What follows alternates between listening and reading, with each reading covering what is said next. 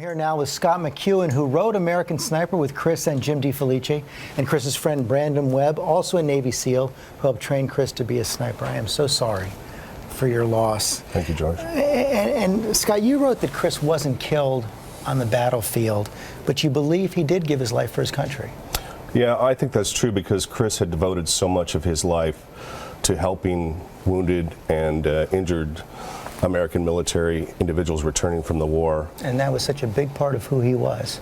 Yeah, I think Chris had a difficult time transitioning from military life to civilian life himself, and I think that was a big reason why he cared so much about helping other veterans. You know, we have a big issue with PTSD these days, and you know, here's a guy that was very successful shortly after he got out of the SEAL teams and could have done anything he wanted, but chose to still give a large part of his time to these veterans' causes. It was close to his heart. And in American Sniper, he is quite open. Chris was quite open about his own difficulties with reentry.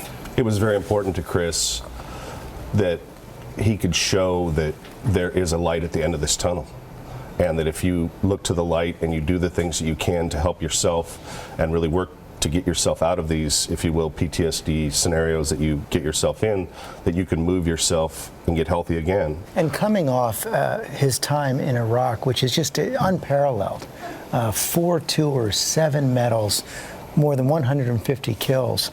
You helped train Chris. Did you know from the start that he was something special?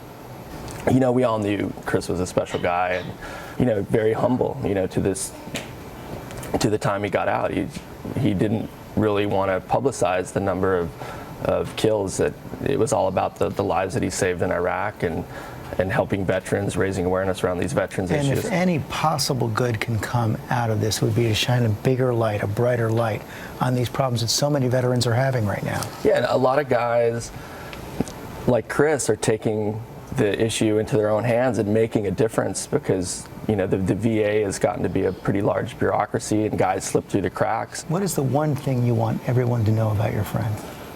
I think that Chris would want to say a prayer for not only his children, but other children of veterans that need help as well in the similar circumstances. It's what he's found himself in here. We've lost a true American hero. And they all are in our prayers today. Thank you both very much.